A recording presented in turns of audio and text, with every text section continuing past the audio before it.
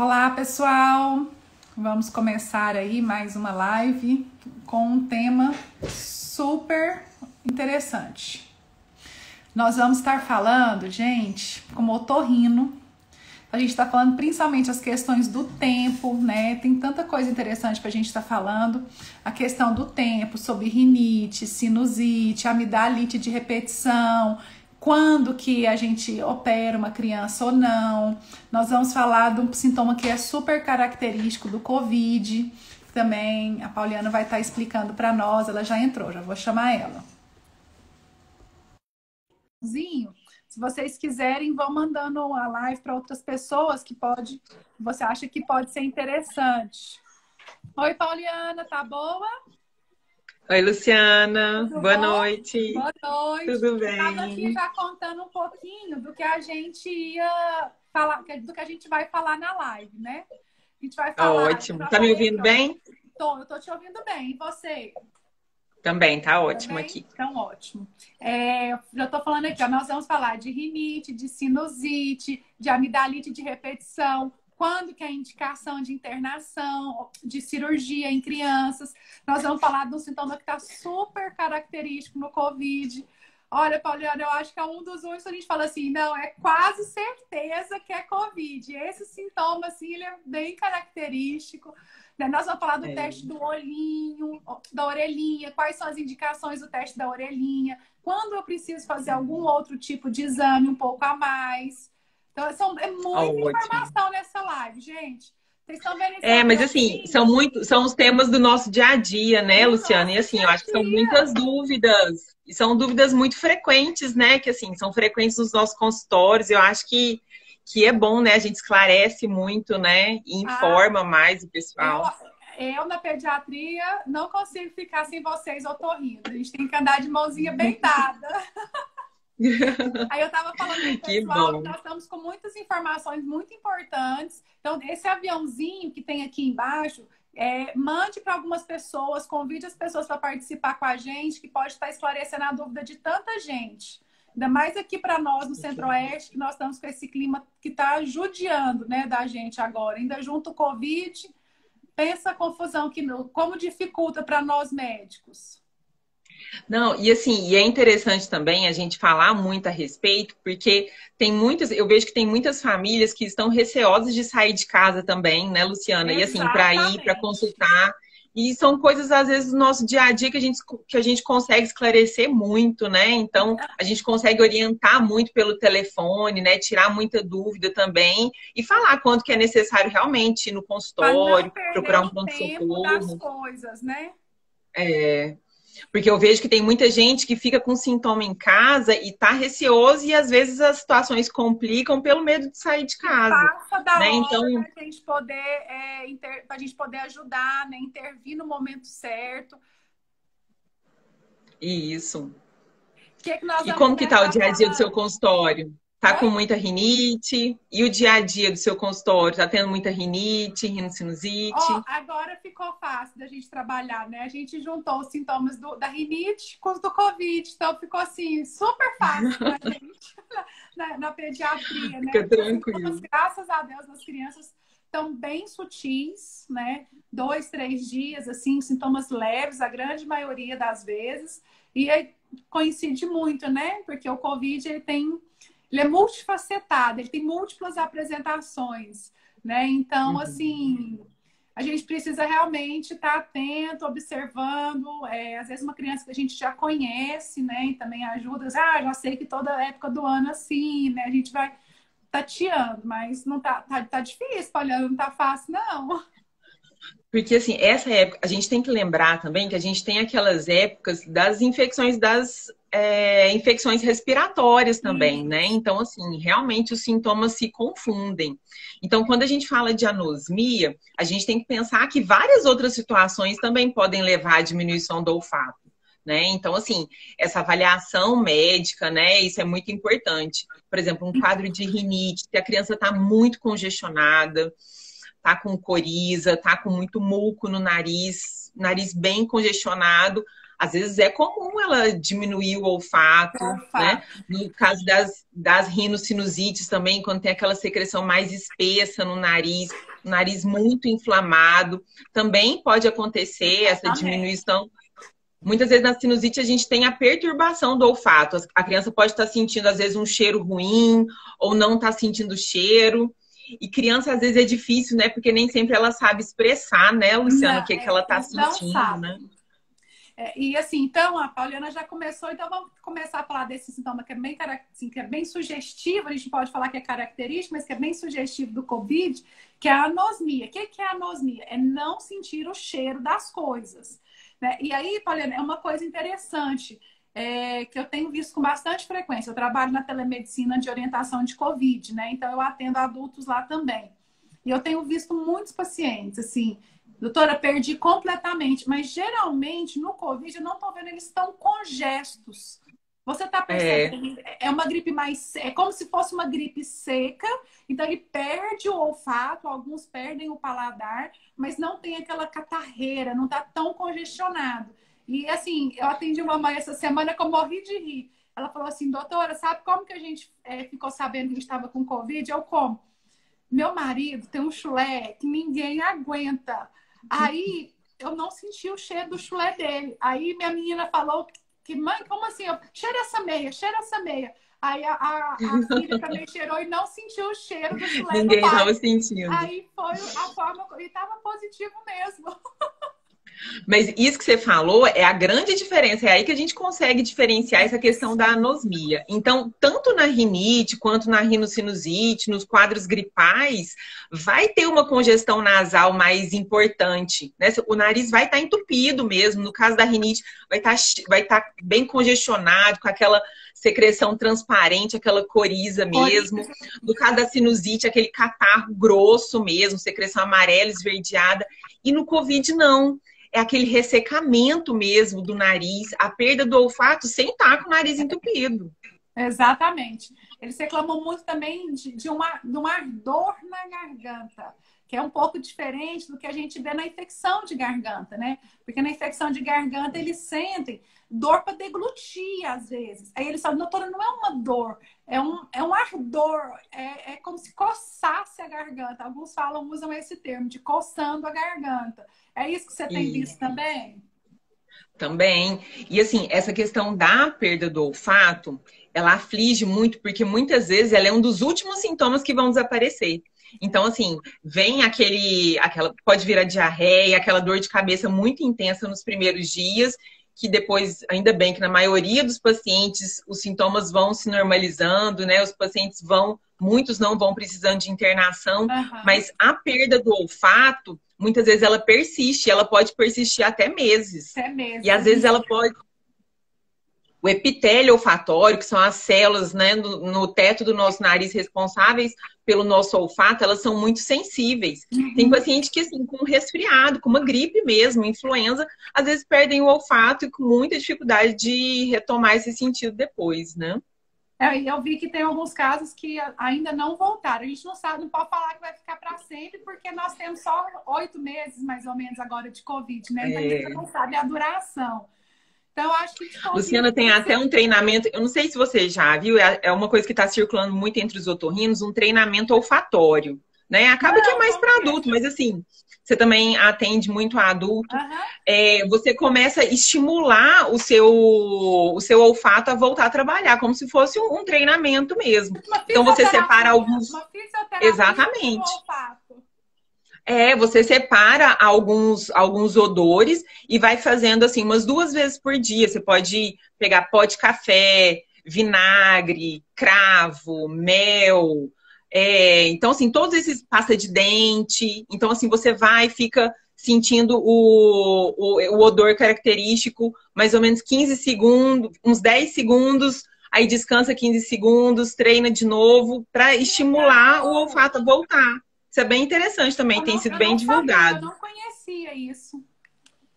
Isso é legal, porque assim, isso é muito nosso dia a dia, né? O paciente fica muito aflito mesmo com essa questão da anosmia. É. E porque interfere, alguns perdem até, não é que perdem o paladar, tem alguns que perdem o olfato e o paladar, mas a gente sabe que o olfato está muito direcionado com o paladar também, né? A gente às vezes sente fome só de sentir o cheiro da comida, né? É, E aí, para criança, isso é Exatamente. terrível, porque o menino não quer comer, aí a mãe quase A enlouquece. maioria já Aí não quer surta. comer, né? Aí surta. Olhando, vamos começar falando de rinite, sinusite, porque o que a gente chega lá. Vamos. Você tem alguma doença? Não, doutora, eu só tenho sinusite. É como se fosse uma doença que é igual, tipo, problema de tireoide, diabetes, como se É, fosse.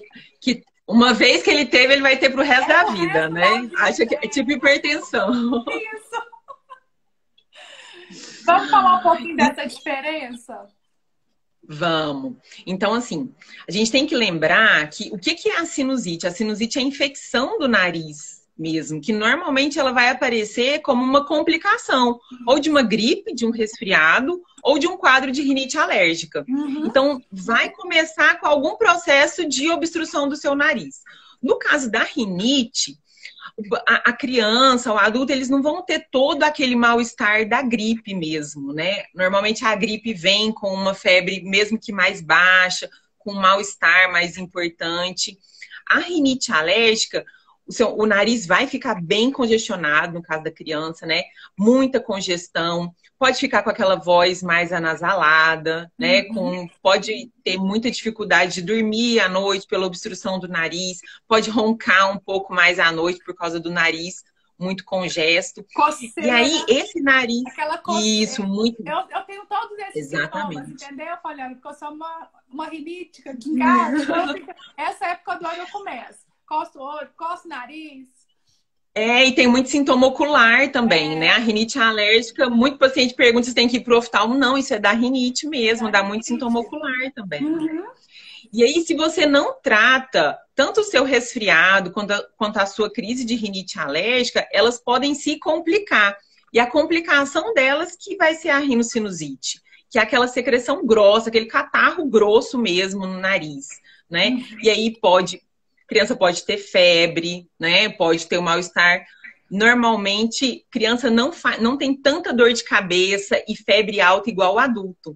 Normalmente, o quadro nasal... Eles querem matar a gente, né? Eles chegam lá com a criancinha de 2 aninhos. Não, doutora, tá com sinusite, que tá com a mão. Você não tem nem o seio, meu Deus, ainda. Não. Aí o que a gente faz? Nessa idade... Pra ver, assim, calma, não é hora. Aí fica bravo com a gente, porque a gente não quis fazer o raio-x, uma criança de 1 ano e meio, 2. Não, isso aí, não, a gente tem que divulgar muito, que raio-x de seios da face em criança não tem indicação, né? A gente trata a clínica então, mesmo, né? Criança com sinusite, principalmente abaixo de 4 anos, a gente não faz raio-x para ver a sinusite, ok? E muitos desses casos, às vezes, é uma adenoidite, que é a infecção da adenoide, que o quadro é muito parecido com a sinusite. Então, assim, não é o raio-x que vai esclarecer isso, né? É a avaliação, é a história dos sintomas, né? Então, assim, a consulta é o mais importante mesmo, né? O exame, ele é só complementar, né, Luciana? E aí a gente vai olhar a garganta e ter aquela catarreira descendo, aquela goteira possível. Não, você quer sinusite. Mas a senhora nem fez um raio-x, como é que sabe? Eu tô vendo a catarreira aqui. Pode acreditar. Acredite. Muitas vezes a gente faz o diagnóstico clínico mesmo, durante o exame físico. Né? Então, gente, o que é muito importante vocês saberem? A rinite é aquela doença crônica. A gente tem desde pequenininho e provavelmente vai morrer com ela. Eu costumo falar que a gente não morre dela, mas a gente morre com ela. Né? Então, isso. Aí sim, você tem alguma doença? Eu tenho rinite. Ninguém tem sinusite a vida inteira. A sinusite é como se fosse uma infecção de garganta. Você tem ela no momento, a gente trata com antibiótico, com os remédios adequados e ela melhora. Né? Quando a gente não trata adequadamente uma rinite ou até uma gripe comum, um resfriado comum, pelo acúmulo da secreção, o acúmulo do catarro, esse catarro fica preso, né? Aqui é tudo oco, esses ossos da nossa face. Então, o catarro fica lá parado. O catarro parado faz o quê? A bactéria vai lá e coloniza. Então, aí vira a sinusite. Então, a sinusite, geralmente, é uma gripe mal curada. Né? A gente precisa lembrar que quem tem rinite, a gente que tem rinite, a gente produz mais secreção, mais muco. Então, a gente tem que lavar mais frequente o nosso nariz. Exatamente. E essa questão da lavagem nasal, Então, assim, tem uma diferença grande na lavagem nasal nos casos de rinite e nos casos de sinusite. Por isso que essa avaliação, o diagnóstico é muito importante, né? Nos pacientes com rinite alérgica, é isso, o paciente sempre vai ter a rinite, mas ele pode ficar bem dos sintomas, ele vai ser tratado, a sua rinite pode ficar bem estabilizada, dependendo do tratamento, às vezes medicamentoso, às vezes com vacina. A criança pode ficar um bom tempo sem sintomas. Então, às vezes, você vai passar aquela época mais quente do ano bem, e quando o tempo esfriar um pouquinho, vai precisar de voltar com medicação. As Em relação à lavagem também, né, Pauliana? Às vezes, aqui em Goiânia é muito ruim isso. Além de ser muito seco, um dia tá quente, de repente fica muito frio, depois fica quente de novo. Então, a gente sente pior com isso, a gente fica mais prejudicado. Oscila muito, né? Isso. É verdade. E assim, a grande diferença que eu vejo assim, entre rinite e sinusite, no caso da sinusite, se a criança tá com aquele catarro grosso no nariz, a lavagem nasal frequente, ela é muito importante. Tem que lavar bastante mesmo, várias vezes por dia. No caso da rinite, tem que fazer essa lavagem, mas não com tanta frequência igual no caso da sinusite. Porque senão você tira toda aquela proteção do nariz, todo aquele muco que às vezes está tentando conter o processo inflamatório. Né? E uma coisa que a gente já conversou também, né, Luciana, essa questão, como lavar o nariz. Quais são da caixinha. Usa seringa, conta gotas, aqueles sprays, jato contínuo, né? Então, assim, é muito variado, né? Eu atendo criança, adulta, eu opero muito também. Então, essa questão de soro e seringa varia conforme a idade. No bebê e na criança, eu confesso que eu não gosto tanto do soro com a seringa. Por quê? A gente precisa de uma lavagem nasal com grande volume, mas com uma baixa pressão no bebê e na criança. Porque o que acontece? A gente tem um órgão que é a tuba auditiva, que comunica o ouvido com o nariz. Na criança, essa tuba auditiva, ela é muito horizontal. Ela é praticamente, são 10 graus aqui só. Então, se você faz uma lavagem nasal com muita pressão, a chance de você jogar a secreção para o ouvido e depois fazer um episódio de otite é grande. Então, por isso que no bebê e na criança eu não gosto tanto do soro com a seringa. Porque na seringa acaba que você até pode fazer um volume alto, mas a pressão é maior. Então, aí eu já prefiro as soluções de jato contínuo. Eu acho que elas vão ser mais eficazes. Eu também, eu te confesso, tem mãe que chega, já fala que faz, que é uma maravilha, que isso é uma catarreira. Eu falo assim, olha, você já domina a técnica, ok. Eu confesso, nunca tive coragem de fazer nos meus filhos, né? Porque a criança tem que colaborar demais para poder dar certo, aquela técnica que eles jogam de um lado para sair do outro. Né? Então, assim, não é toda criança que colabora, né, para fazer essa técnica. Ela tem que aprender. Então, se eu fico com tanto de uma broncoaspiração, porque a criança ela engasga, né? Então, assim, eu não gosto, eu fico agoniada. Mas eu também não gosto muito do conta-gotas. Eu acho que o jato contínuo é melhor. É isso que você vê na sua prática também? Porque assim, o objetivo é fazer drenar a secreção, aliviar o nariz da criança, né? Então, assim, se você for pensar um bebê, se for só para umidificar, para hidratar o nariz, aí você pode usar um conta-gota. Mas assim, se for para lavar, para descongestionar, para melhorar a respiração, aí você já tem que usar um jato contínuo, porque você vai fazer um volume maior, com uma pressão maior do que o conta-gotas, mas não tão grande igual a seringa, a ponto de jogar secreção para o ouvido. E eu vou falar, agora, por exemplo, vou confessar uma coisa, eu tenho um nojo daquele conta-gota, enfia esse trem aqui dentro, enfia lá no enfia aqui de novo, e tem aqueles meninos mais catarrentinhos, né? Eu falo assim, gente... Não, otorrino não pode ter nojo de catarro, né? Nem de catarro, nem de cera, né? Então... Não do catarro em si, eu fico com nojo do conta-gotas, porque você enfia ele aqui dentro, põe dentro do vidro para encher, para pôr na outra nariz. Contamina, né? Isso, acaba a vantagem. Por isso que eu a vantagem do jato contínuo é que a solução está represada ali dentro do spray. Então, o que saiu não volta. É isso que eu gosto também. Exatamente. E aí eu gosto Ele é muito mais higiênico, com certeza. Muitas vezes elas chegam lá, pingando 2 gotinhas no conta-gota. Assim, não, minha filha, isso aí não molhou nem os cabelinhos daqui de fora. Aí fala que o nariz ainda tá entupido. Eu tô lavando, mas não tá dando certo. Por isso aí, então me mostra como você tá lavando. Aí quando ela tira o conta-gotas, eu não. Então vou te explicar como que você lava. Não, e aí elas falam assim, mas não sai catarro. Falei assim, gente, criança, às vezes você não vê quando você lava, você não vai ver o catarro escorrendo por aqui. O catarro Vai aí vai cair lá atrás. deglutir, isso. E Isso. a gente, às vezes, assim, as mães às vezes não entendem. O que eu gosto sempre de explicar? A questão do nariz. O nariz da criança é muito pequenininho, o buraco é pequeno. Então, qualquer quantidade de catarro entope tudo. Né? Não precisa ter uma quantidade tão grande. E catarro, não pode ter nojo, igual você falou. Todo mundo de vez em quando pega o catarro e fica brincando com o catarro na mão, né? Então, o catarro ele seca. Vamos falar sem pudor isso aqui, porque todo mundo em algum momento da vida já brincou, fez bolinha de catarro. O catarro, quando ele tá muito fluido, bem aguadinho, né? Ele pega e ele escorrega, ele sai da mão. Mas o que acontece quando o catarro fica seco? Ele gruda na mão da gente. Como é que a gente fica fazendo isso aqui, ó? Não tem como a gente ficar arrancando lá de dentro. Então, por isso que a gente precisa umidificar o nariz, para esse catarro soltar na mucosa, né, e a criança conseguir deglutir. A secreção fica mais, quanto mais você lavar, a secreção fica mais fluida, fica mais fininha, né? Ela vai escorrer com mais facilidade. Assim, em relação a jato contínuo, já tem assim algumas soluções com xilitol. E assim, já tem vários estudos sobre o xilitol. Por que que às vezes ele é melhor? E ele é bom tanto na rinite também. Eu gosto muito da rinite desses quadros virais, porque ele tem uma ação que é bactericida. Então, o xilitol, ele consegue ter uma ação para matar a bactéria. A bactéria não consegue digerir. Ela vai lá, come o xilitol, aí ela não consegue digerir ele e morre.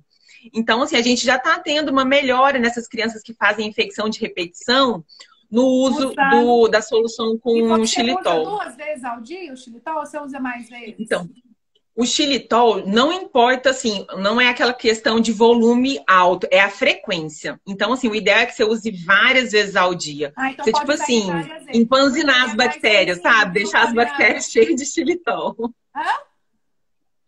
Para assim, você empanzinar as bactérias, deixar as bactérias cheias de xilitol e não desenvolver infecção. Eu estou usando ele aqui agora nessa época, né? Mas eu vou confessar. É muito bom. Ele deixa um gostinho gosto, residual, né? Vamos dizer Deixa. assim. Então, assim, esse é o problema. A gente está falando tanto da questão da importância de lavar as narinas. A gente precisa lembrar que as crianças não sabem fazer toalete nasal, né? O que é isso? A criança não sabe suar o nariz ainda e nem fazer assim para engolir o catarro. Então, às vezes, essa secreção fica parada aqui. Então, por isso que a gente tem que insistir mais. Às vezes, até a gente usa muito mais na criança essas lavagens tão frequentes do que no próprio adulto. Né? Então, assim, na criança a gente tem que fazer direto, porque ele fica sufocado. Isso. Até os corticoides nasais, Luciana, eu vejo muito no consultório, porque assim, porque tem alguns tratamentos, principalmente rinite, que depende muito de medicação no nariz, é lavagem, são os corticoides nasais, e às vezes a mãe fala, não, que não tá resolvendo, eu falei assim, não, deixa eu ver como que você tá fazendo. Até a posição de você usar o corticoide nasal, no caso das rinites alérgicas, né, em alguns casos de rinocinusite, para fazer um tratamento de manutenção pós-infecção, a gente usa, é a posição. Então, às vezes, a mãe coloca o frasco no nariz sem direcionar para a lateral. Então, o remédio acaba batendo só aqui no septo e não consegue tratar. Então, a ideia é você encaixar o spray do corticoide nasal no nariz e apontar para lateral, porque aí ele vai pegar nos cornetos. Eu gosto sempre de falar, tenta fazer cruzado. Né? Tipo, isso, de cá com essa mão e o outro. E vice-versa. Exatamente, eu também faço desse jeito, falo a mesma coisa. Gente, outra coisa, quando a gente fala de lavar com muita frequência, nós estamos falando de soro fisiológico, às vezes com xilitol. Nós não estamos falando daquelas medicações que tem os vasodilatadores. Porque as mães ficam assim, sabe? Mas meu menino vai ficar viciado, doutora, se eu usar essas medicações. A gente tem que explicar que essas podem, são só os soros, tá? Então, medicações com vasodilatação, isso, né? Com vasodilatador ou corticoide, a gente não usa com tanta frequência assim. Então, tem que seguir direitinho a prescrição do seu pediatra, do seu otorrino, para não fazer o remédio errado. Depois falar que não Tomar funcionou. cuidado com troca de medicação na farmácia, né? Porque, assim, tem algumas soluções, por exemplo, você tem o Neosoro, que é o que desentope, que é o vasoconstritor. Mas você também tem soluções de lavagem nasal, que às vezes também chama Neosoro. Então, assim, ficar atento na prescrição do seu médico, Não, né? Porque se você troca a medicação na farmácia, muitas vezes, às vezes você está trocando por uma medicação que não é que a gente passou. e por muitos anos a gente só tinha o neossoro com vasoconstritor. A gente não tinha ele só soro puro, né? Com Isso. vasoconstritor. E aí a gente pegou e o Fred veio aqui e falou assim: não, gente, é vasoconstritor, é mesmo, eu tô falando errado aqui. Aí, então assim, a gente tem que ter cuidado com isso, que só não pode ter o vasoconstritor, porque é esse que é o que antigamente a gente fala, porque vicia, o paciente fica dependente, né? Então a gente tem que ter esses cuidados, Uhum, isso mesmo. certo? Então, Poliana, acho que de rinite, sinusite, será que tem mais? Ó, gente, vocês estão vendo uma cartinha com uma interrogação? Vocês, quem quiser fazer pergunta, fazem as perguntas nas cartinhas, que quando a gente acabar aqui, a gente responde para vocês. Senão fica difícil para a gente achar aqui Às nas vezes a gente não consegue acompanhar, né? porque não vai ficar difícil. Nós temos muito tema para falar, então a gente vai deixar isso um pouquinho mais para o Isso. final. Então, gente, olha, vamos para um outro tema que é super comum no consultório. Infecção de garganta. Tira a amígdala, não Uhum. tira? Quando que tira? Então, isso é uma pergunta muito frequente, né? Qual que é a idade ideal para operar, para tirar as amígdalas? Qual que é a idade mínima? Na verdade, gente, não existe idade mínima, existe indicação ou não, se existe a necessidade ou não. Né? Então, assim, esse ano que eu tenho visto muito assim, as crianças em casa, fora do período escolar, as infecções diminuíram bastante. Nossa, Então, assim, demais.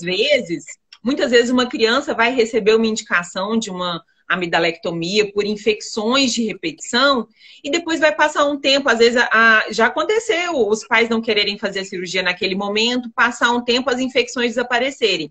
Aí essa criança já perdeu a indicação. Porque assim, o que que acontece?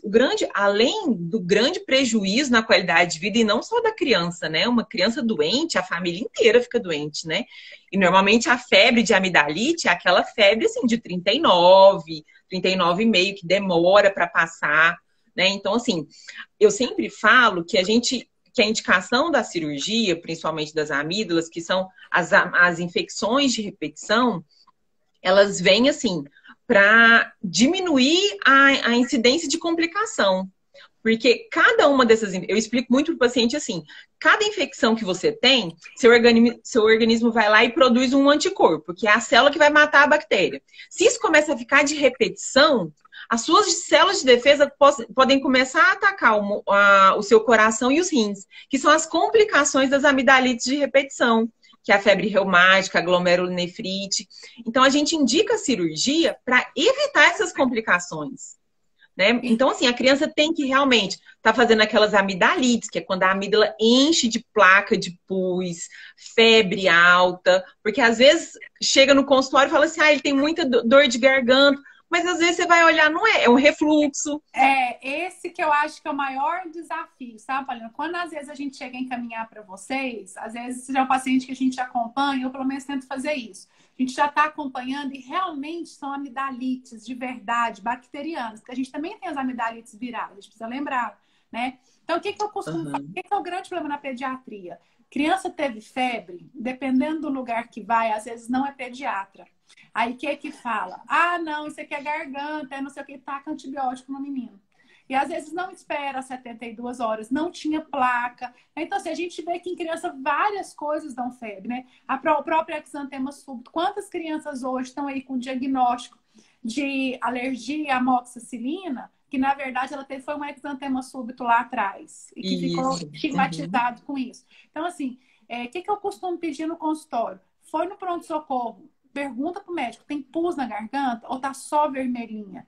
Eu até falo, se a criança tá bem, não leva com menos de 48 horas. Porque a chance, dependendo do lugar que vai, se não é pediatra, sai de lá com a receita de antibiótico.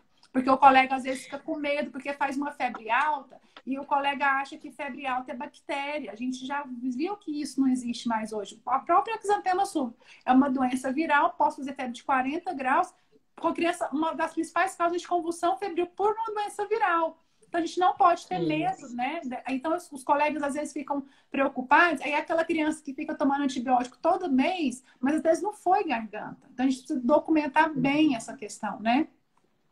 E aí, eu vejo eles com muito medo. Ai, vai tirar a mira. É sempre assim, sabe, Pauliana? Vocês indicam a cirurgia, eles vão chorar as pitangas lá no consultório. Doutora, a senhora acha que... Mas o doutor não indicou, então tem. Ai, mas eu fico com medo, anestesia, não sei o quê. Aí tá, aí resolve que vai operar. Quando volta, melhor coisa que eu fiz na minha vida. Por que Mas é que eu não sempre fiz assim. isso antes? É É por isso, libertador. é por isso que a gente se baseia muito em indicação ou não, né? Porque assim, querendo ou não, é uma cirurgia com anestesia geral. Então, assim, é claro que a gente sempre vai operar uma criança que está na melhor condição dela, eu peço todos os exames pré-operatórios, eu gosto de pedir que a criança vá ao cardiologista também para fazer uma avaliação, mas assim, existe indicação ou não. Se a criança precisa da cirurgia, aí é confiar em Deus, confiar no cirurgião e ir. Escolhe o Mas assim, médico. depois, a cirurgia bem indicada, gente, é aquela coisa assim, que a família fica... Sabe, a família Não, inteira eles cura falam, da a doença, né? maioria, eles falam assim, por que que eu não fiz Que eu antes? não operei antes. Eles falam desse jeito. E, assim, é igual você falou, não é só questão, eu fico dando antibiótico, não é só dar antibiótico. Hoje a gente tem trabalhos mostrando a influência dos antibióticos na questão intestinal, até relacionada à obesidade, tem alguns trabalhos novos, mas o principal que eu acho é a questão, igual você falou, febre reumática, glomerulonefrite. Porque você pegar uma criança, evoluir com uma doença cardíaca, que às vezes tem que fazer uma cirurgia de troca de válvula por causa de garganta. São doenças irreversíveis, né? Que a gente pode tentar controlar, né? Diminuindo as infecções. A questão da adenoide também. Isso é algo assim, além das amidalites de repetição, né? Então, assim, sempre fazer essa avaliação. Muitas vezes a adenoide está acumulando bactéria antiga, está jogando bactéria para o ouvido, né? Está fazendo otite de repetição. Então, assim, aquela criança que está sempre ficando doentinha. A gente tinha conversado, né? Na verdade, assim, tem mães que acham que vai chegar no otorrino, a gente já tá assim, com uma faca atrás, né? Atrás das costas, assim, pronto pra cortar, né? Mas muitas vezes, então assim, eu converso muito com os pais. Já se os pais não estão seguros para fazer a cirurgia naquele momento, né? Isso é uma cirurgia que é eletiva na maior parte das vezes. Então, assim, tem tratamentos medicamentosos que a gente pode tentar antes também, né, Luciana, para tentar diminuir tantas infecções bacterianas quanto aquelas infecções virais, aqueles resfriados frequentes, né?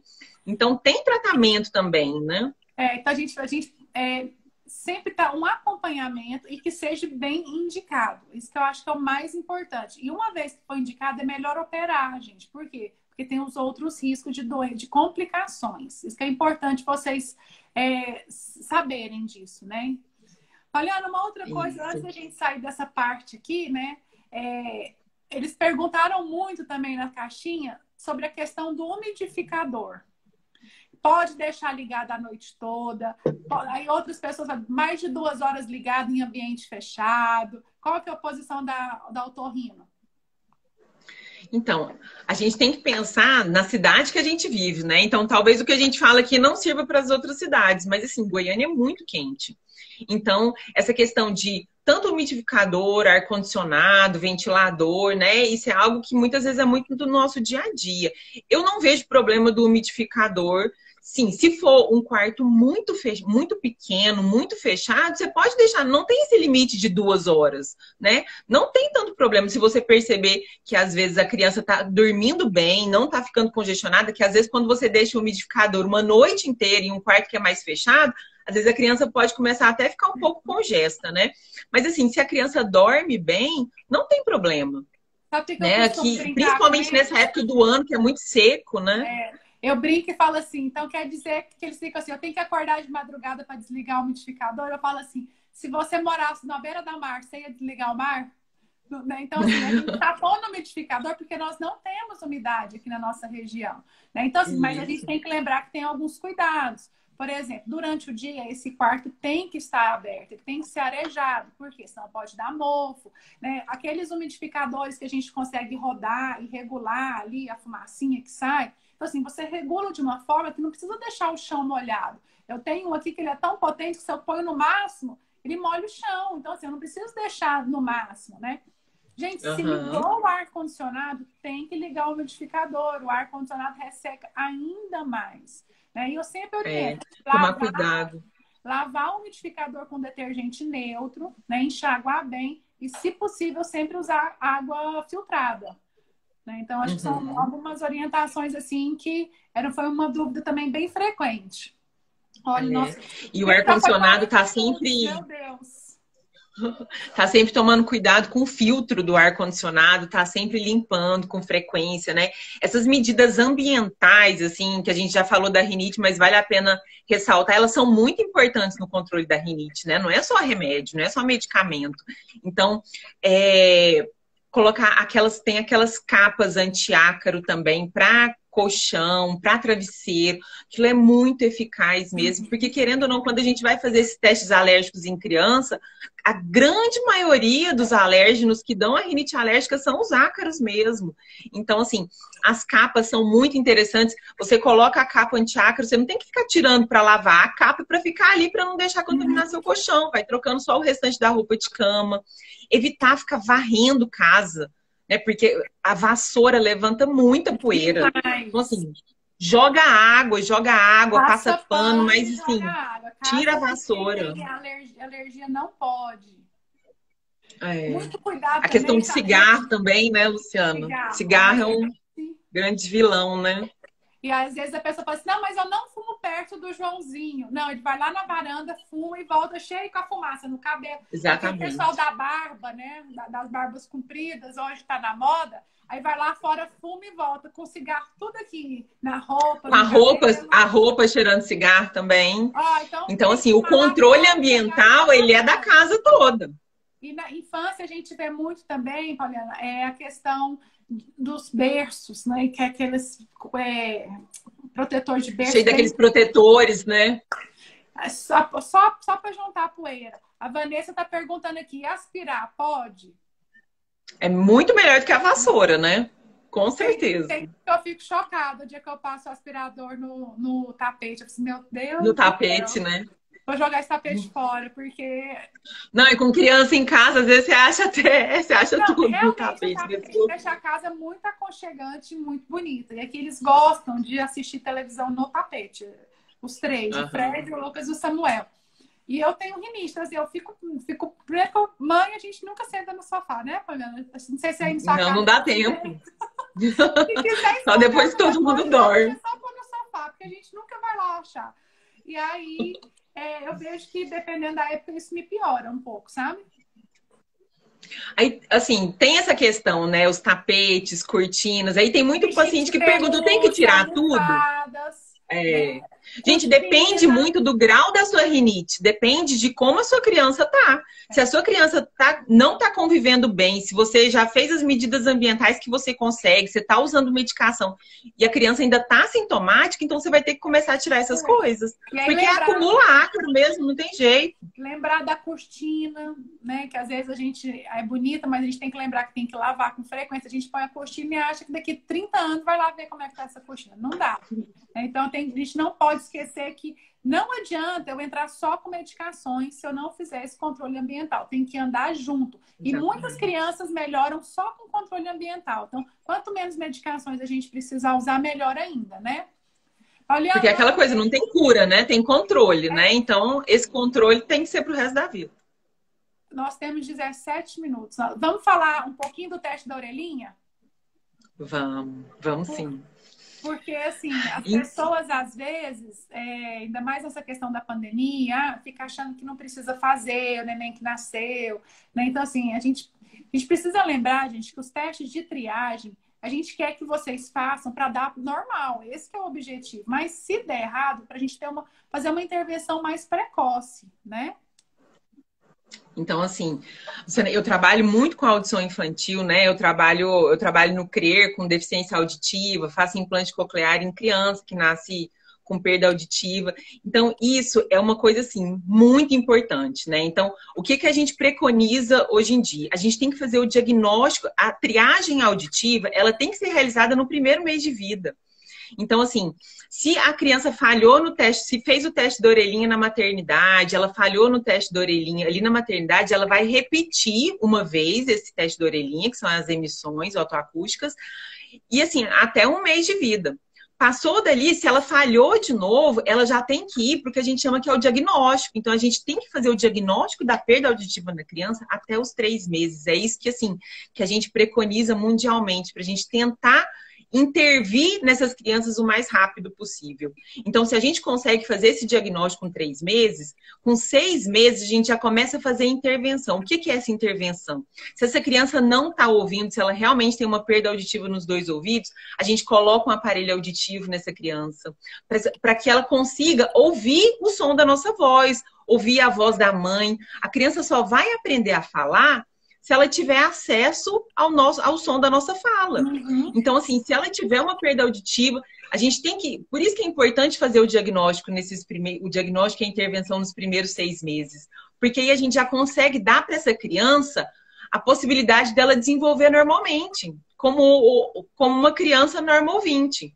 E aí, se essa criança não estiver tendo rendimento satisfatório com o aparelho auditivo, aí que a gente vai avaliar outras situações, talvez o implante coclear. Então, assim, por isso que esse diagnóstico é tão importante, porque, graças a Deus, hoje em dia a gente tem muito o que fazer. É muito diferente de anos atrás, que, assim, que as crianças nasciam surdas e elas ficavam mudas e não desenvolviam, ficavam dependentes o resto da vida de um outro familiar. Hoje em dia a gente consegue dar independência para essas crianças. Né? Isso é muito importante. Precoce, melhor, igual você falou. Hoje as pessoas ficam muito focadas no autismo, e aí só vai pensar na questão da audição quando a criança não fala lá na frente, mas aí não avaliou a questão da audição.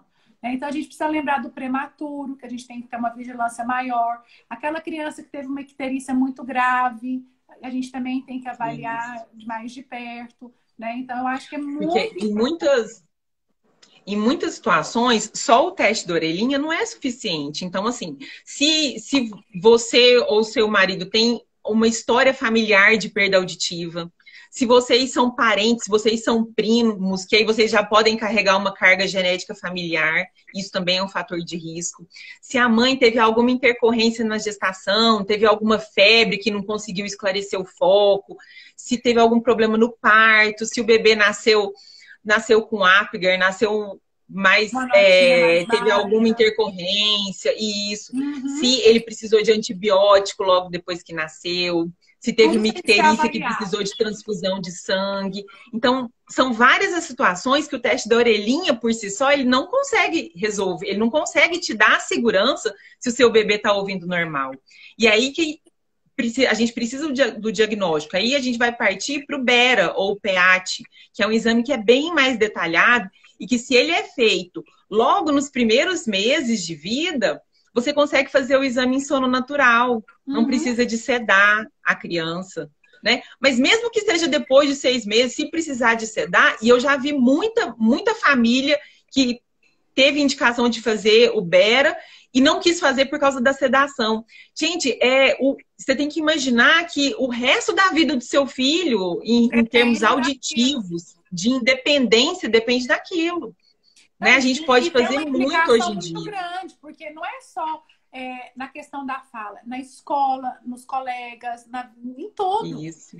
Né? Então, assim, realmente é um tema assim, que os pais precisam estar vigilantes. Eu sempre gosto de orientar, faça na maternidade. Primeiro que já é prática, né?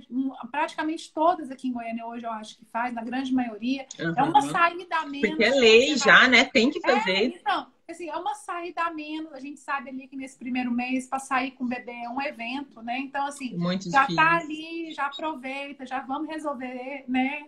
Pra já agir em tempo. E assim, a gente tem que lembrar também que existem as perdas auditivas. Tem algum tema que a gente ainda não falou, peraí, pode falar.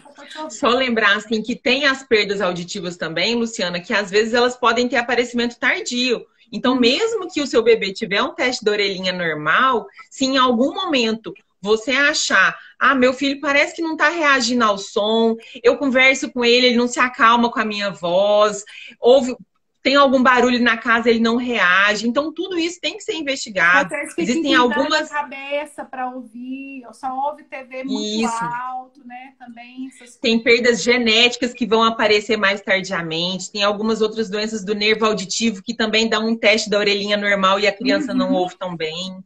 Né? Então, assim, qualquer dúvida que os pais tiverem, se a criança está reagindo, está respondendo ao som, se está demorando para falar. Então, às vezes, assim, meu filho tem 2 anos, não está falando, é normal. Gente, só é normal se você fizer uma avaliação. Mas, às vezes, então, assim, acalma seu coração, vai... Não lembra da audição, por exemplo.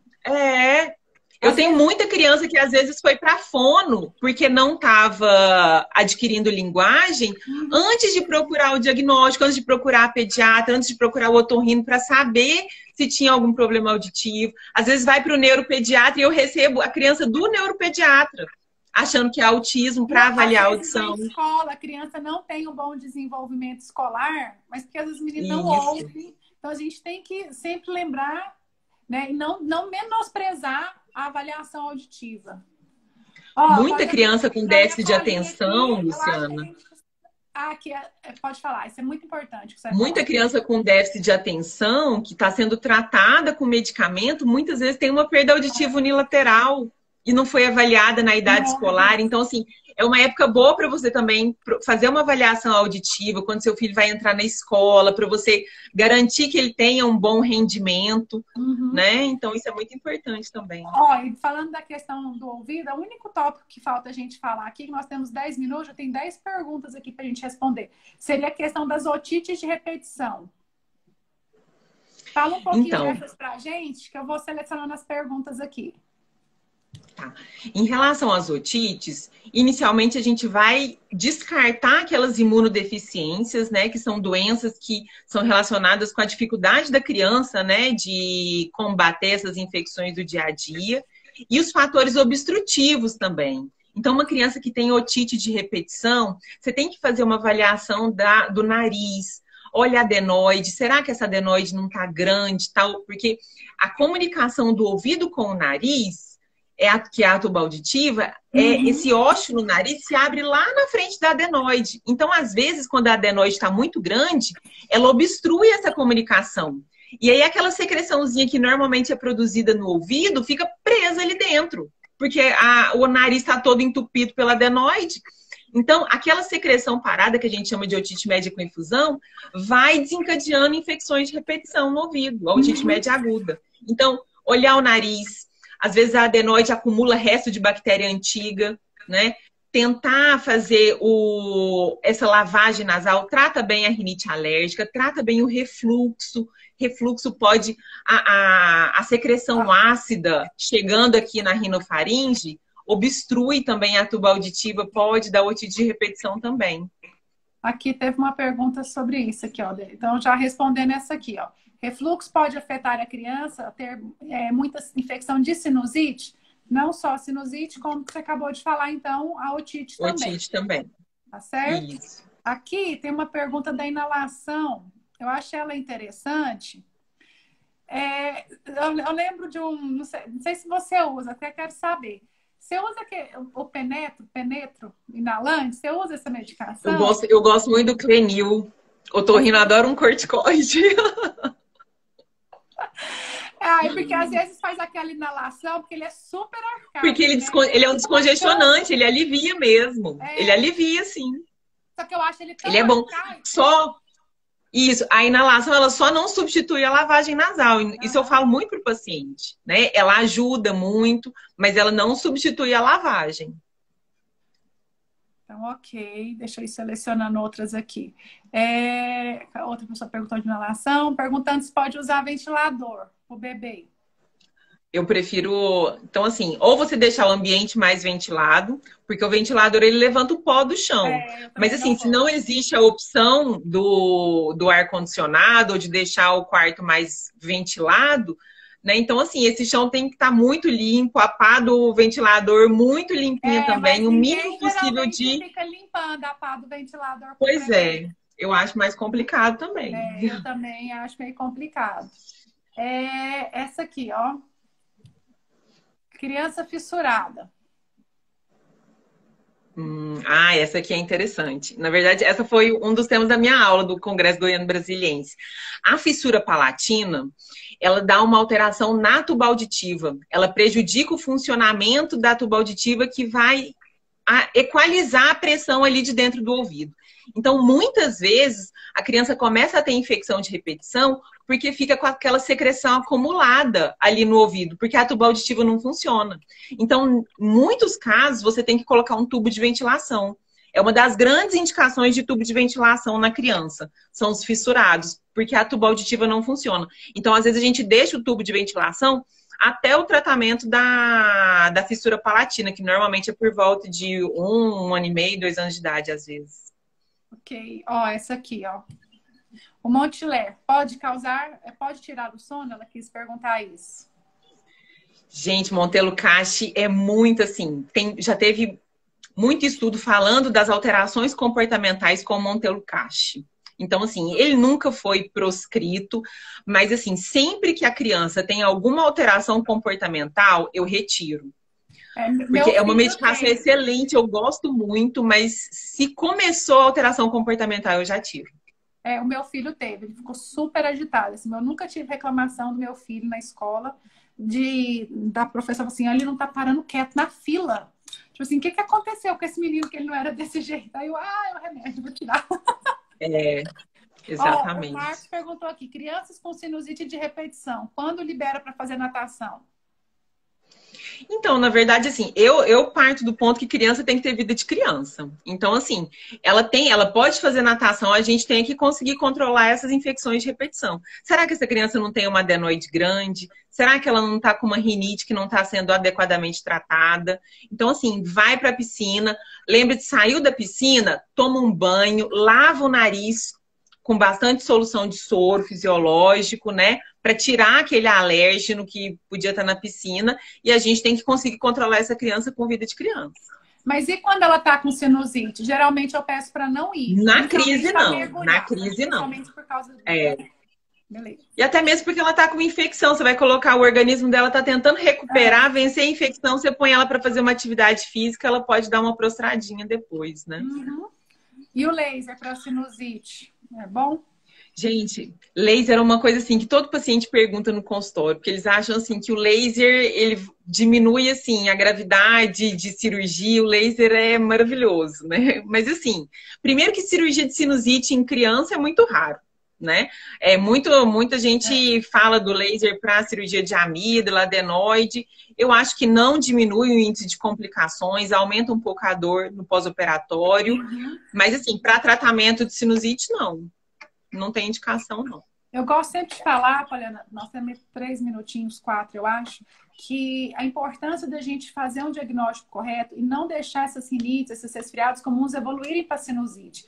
Porque eu preciso lembrar que uma sinusite, ela se complica. Ela pode se complicar como mastoidite, ela pode se complicar até como uma meningite. Então, a gente tem que lembrar que a sinusite, ela não é uma coisa tão inofensiva assim, né?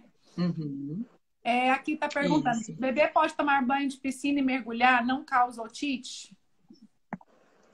Então, o que causa muito otite em bebê é você ficar limpando e tirando aquela cerinha.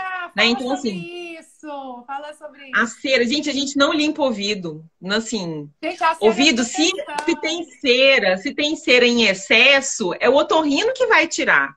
Em casa, é pegar aquela parte da fraldinha, limpar aqui por fora e nem usar nem aquele cotonete de bebê, porque aí você vê uma cerinha lá dentro, você vai lá e quer tirar. Então, assim, é só com a fralda.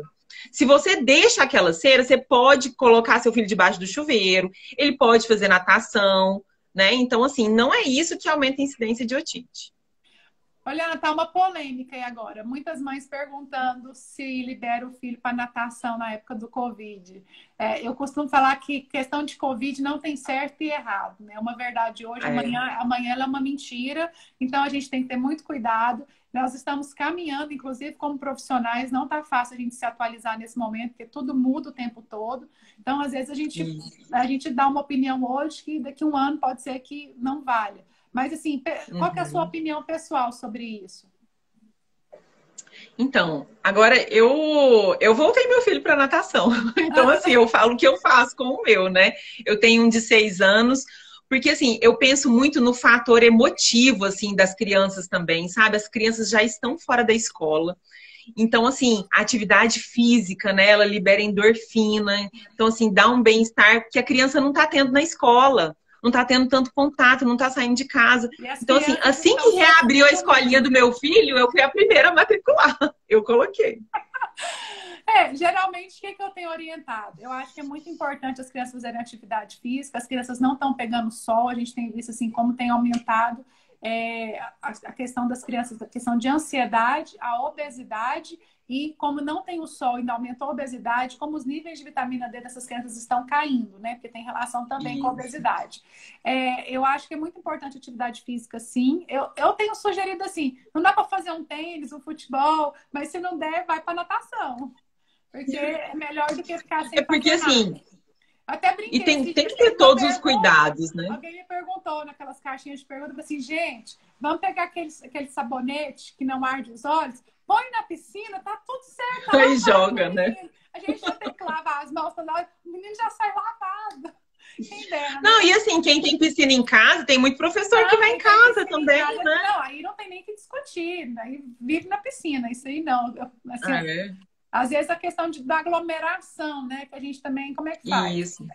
Essas Mas muitas escolinhas escolinhas já estão, assim, muito restritas, né? Então, por exemplo, os diminuíram horários de muito. Na natação maioria das vezes, diminuíram muito. às vezes os Muito, elas estão professores não muito cuidadosas. mergulham, e aí eles acabam usando máscaras que não estão fazendo mergulho, porque também se molhar a máscara não resolve, né? Deixa eu ver se tem mais Isso. alguma outra pergunta aqui, dessas que eles me mandaram aqui.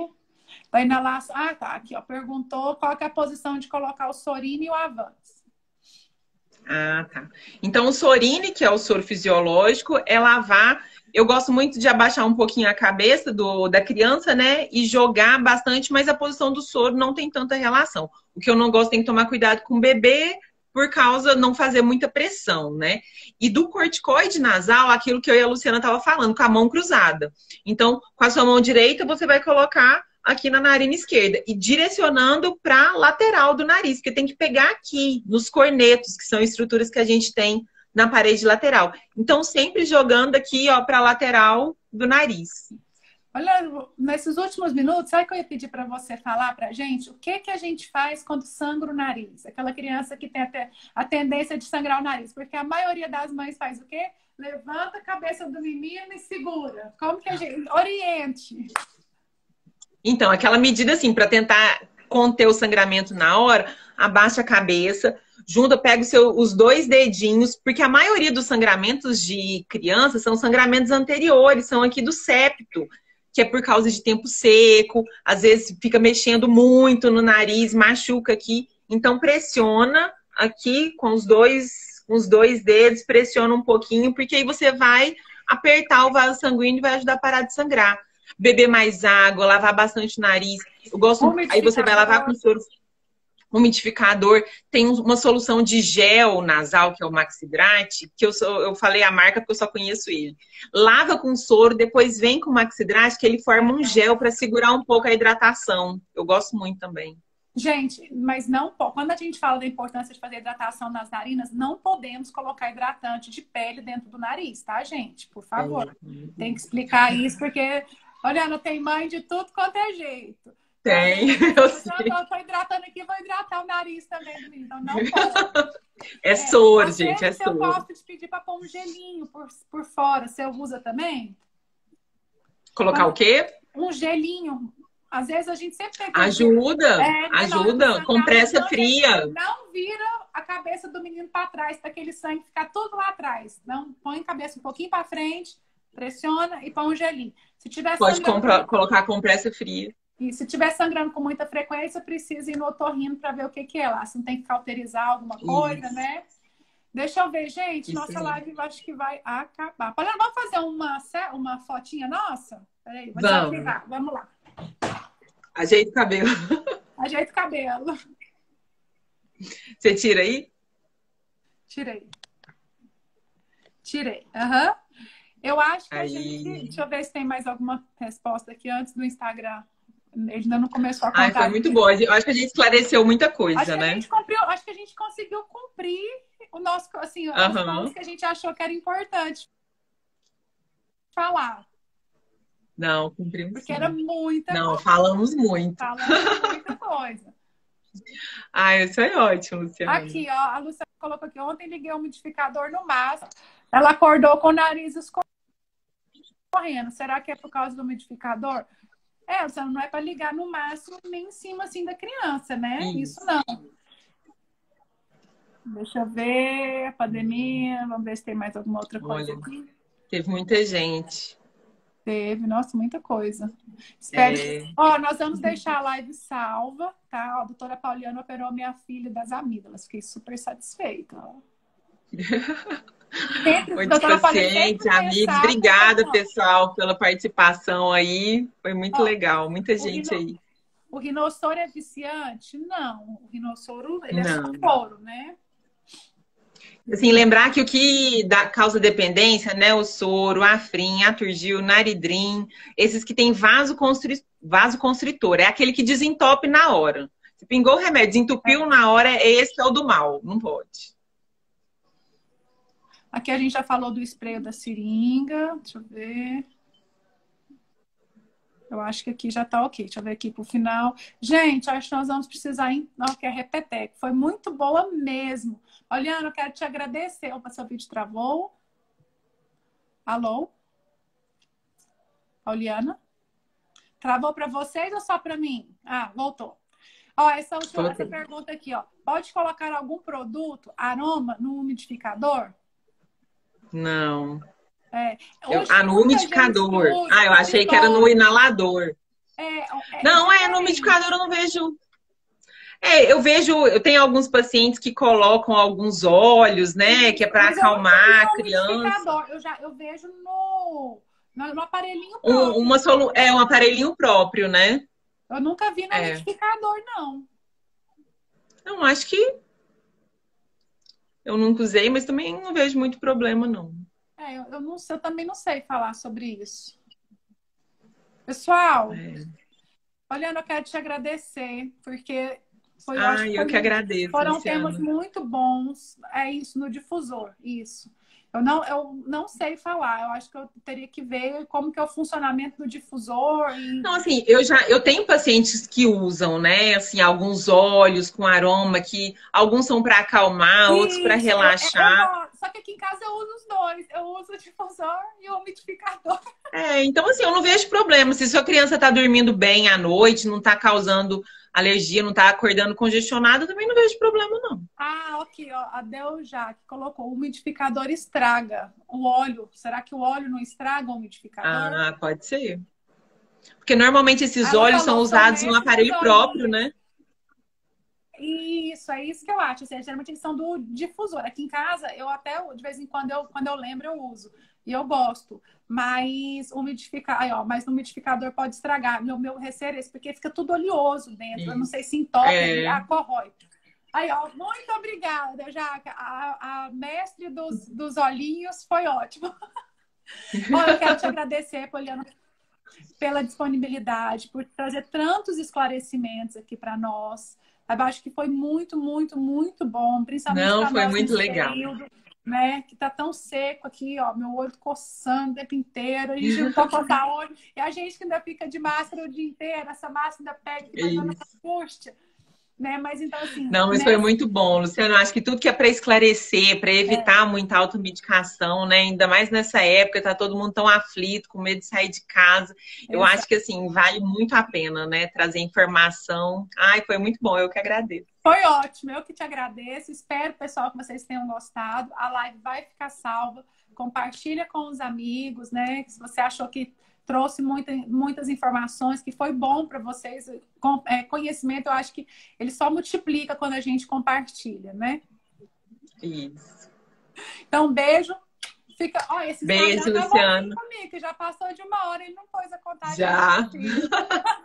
Ele tá gostando das dicas. Ele tá gostando. Então, um beijo. Fiquem com Deus. Um beijo, Luciana. Tchau, pessoal. Obrigada a todo mundo que participou aí.